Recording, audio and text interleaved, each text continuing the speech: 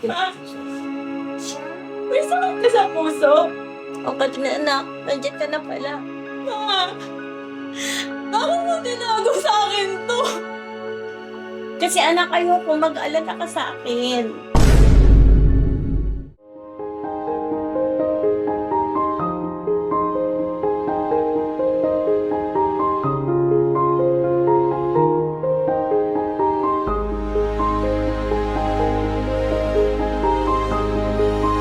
Lord, ayoko malaman ni Catherine na may sakit ako sa puso. Mag-aalala yun na sobra.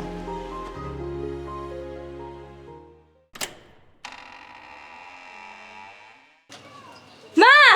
Diyos ka naman, Catherine, anak. Nagulat ako sa'yo. Magkakasakit ako sa puso niyan eh. Ha? Ba't naman? Wala ka naman sakit sa puso ah. Tapos, nagkakape ka na naman. Di ba sabi ng doktor, huwag ka na sa kape. Palagi kasi sumasakit yung dibdib mo dahil sa acid reflux at heartburn. Ano yan, Nay?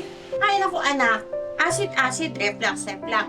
Alam mo naman, paborito ko minom ng kape, di ba?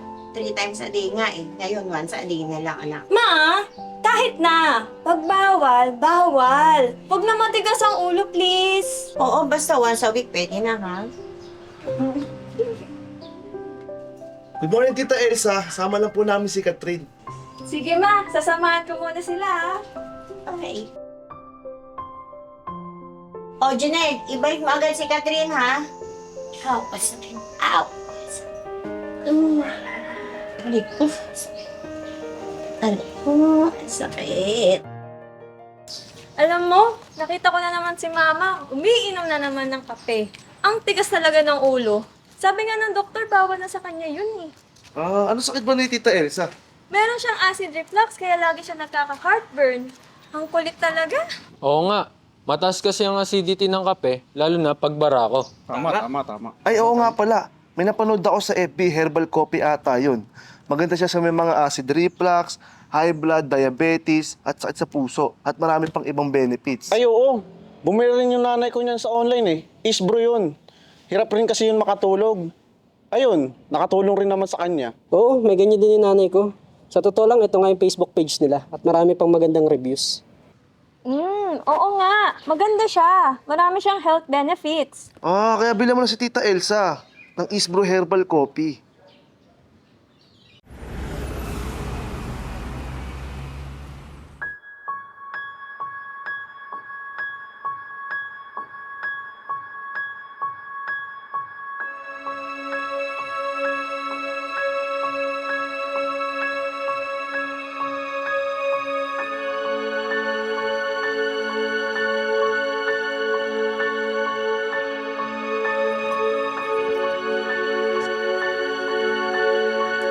Brian, nakita mo ba si Mama?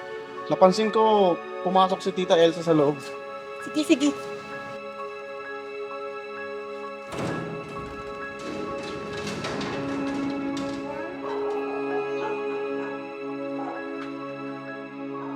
Lord, bigyan niyo pa po ako ng mahabang buhay. Alam ko pong kailangan pa po ako ni Catherine para maalagaan ko po siya. At alam ko pong walang imposible sa inyo. At mapapagaling niyo po ako sa sakit ko na. Huwag mo muna ako kunin, Lord. Gusto ko pang maalagaan ng anak ko at mahal na mahal ko po si Catherine. Ma, may sakit ka sa puso? O Katrina anak, nandiyan ka na pala. Ma, bakit mo tinago sa akin to? Kasi anak, ayoko mag-alala ka sa akin. Pero ma, kahit na, tinago mo pa rin sa akin yun. Natatakot kasi ako na mag-alala ka. At saka alam kong ayoko ma-stress ka. Wala mo mag-aalala ako, nanay kita eh. Bakit hindi mo sinabi sa akin kaagad? E di sana, ginawa natin yun na paraan. E di sana, pinagamot ka namin ng maaga. Sorry anak. Alam mo, maluba na ang sakit ko at hindi na ako magtatagal.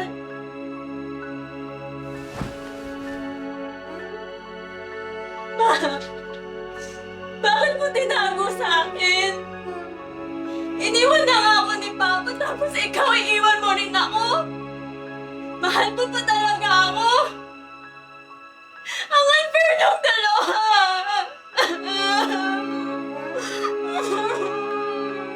Oo anak, mahal na mahal kita at pinilit kong itago yun at ayoko mag-alala ka.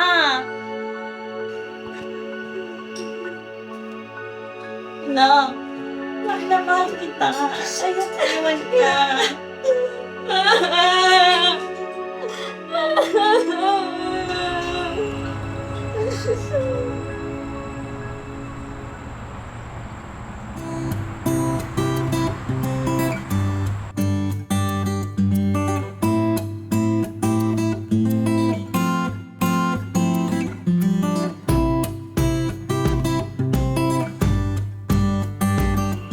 Ma, kape mo po. Oo, alam mo naman bawal ako sa kape, di ba? Bawal ka nga sa kape. Except sa Ace Brew. Kaya ito lang po. Ginumin niyo na. Thank you, I love you. Love you too, Ma.